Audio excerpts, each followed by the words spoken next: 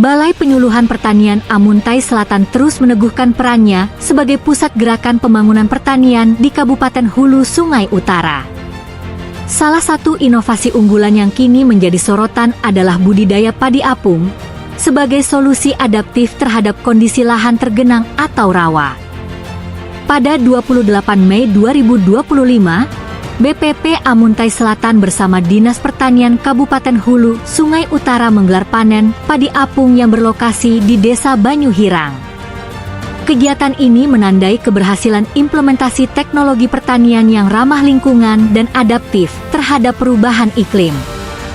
Panen ini dihadiri oleh berbagai tokoh penting, termasuk Bupati Hulu Sungai Utara, Ketua DPRD, Dandim 1001, Amuntai Balangan, serta jajaran Kepala Dinas, Dinas Pertanian, Dinas Ketahanan Pangan, Bapedalitbang, Dinas Perikanan, Dinas Koperasi, Dinas Perhubungan, dan Satpol PP.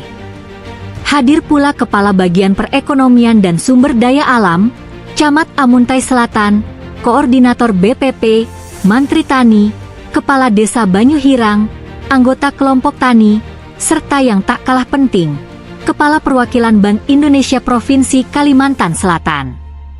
Dalam sambutannya, Bupati Hulu Sungai Utara menyampaikan apresiasi atas terobosan yang dilakukan BPP Amuntai Selatan. Ia berharap inovasi padi apung ini dapat menjadi contoh bagi wilayah lain yang memiliki karakteristik lahan serupa, guna mendukung peningkatan produksi dan ketahanan pangan daerah.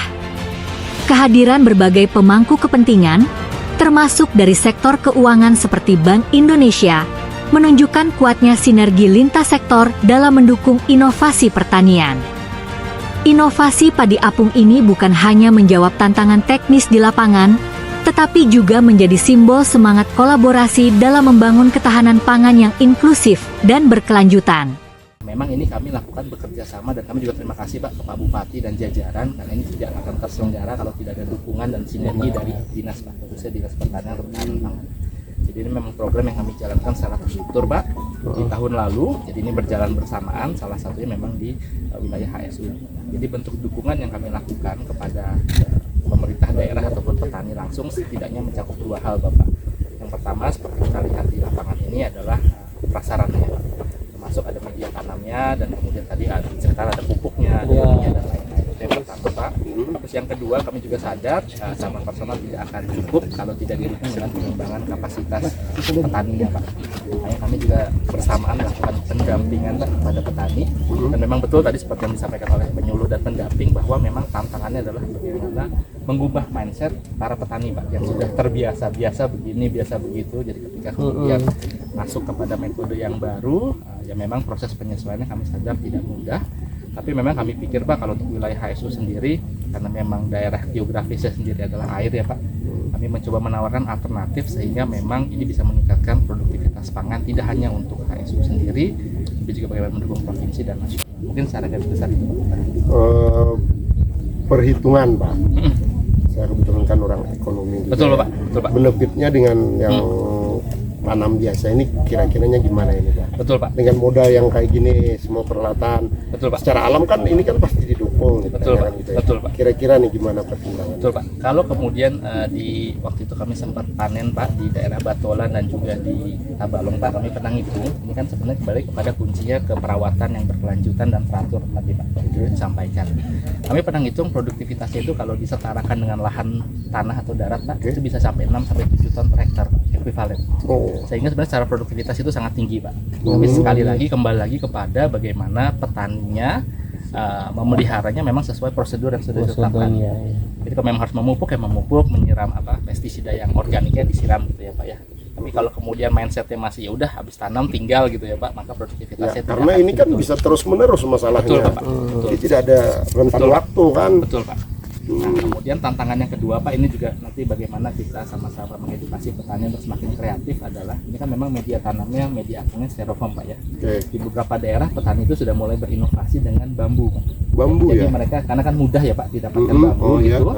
Jadi mereka coba untuk media apungnya itu menggunakan bambu, Pak. Hmm. Jadi kalau kita bicara keberlanjutan jangka panjang, ya memang dibutuhkan juga kreativitas dari petani atau masyarakatnya untuk membuat media apung alternatifnya, Pak. Jadi tidak hanya mengandalkan Gabus ini ya. gabus atau styrofoam, Pak. Styrofoam ini tahan berapa lama kira-kira ya, berapa kali tanam gitu ya? Oh iya. Baik, Pak. Jadi kalau bicara styrofoam, Pak, ini ada sebelum masuk ke pertanyaan Bapak, jawaban kuncinya adalah satu, kembali ke penyimpanannya dulu, Pak. Oh, Jadi kalau misalnya ini terairi sepanjang tahun dan dibiarkan tergenang, dia aman, Pak.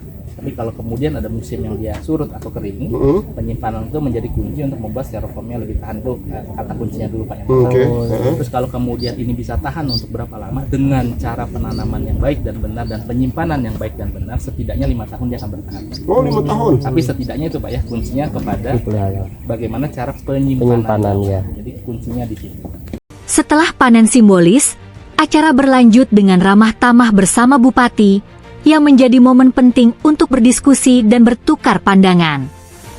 Suasana berlangsung hangat dan penuh semangat dengan diskusi yang hidup dan menarik, diperkaya oleh kehadiran beragam unsur masyarakat, mulai dari kelompok tani, mahasiswa, dosen, hingga penyuluh pertanian. Dalam forum tersebut, berbagai ide dan harapan bermunculan, mulai dari pengembangan lanjutan teknologi padi apung, peningkatan peran generasi muda dalam pertanian, hingga pentingnya sinergi lintas sektor dalam menjaga ketahanan pangan dan lingkungan. Bupati Hulu Sungai Utara dalam sambutannya menyatakan bahwa kegiatan seperti ini tidak hanya menjadi sarana pertukaran ilmu dan pengalaman, tetapi juga momentum membangun semangat kolaboratif antara petani, akademisi, pemerintah, dan masyarakat.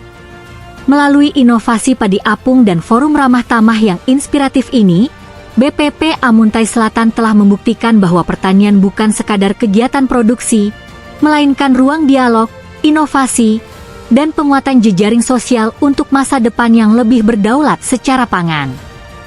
Demikian reportase kami dari tim Srikandi BPP Amuntai Selatan. Terima kasih.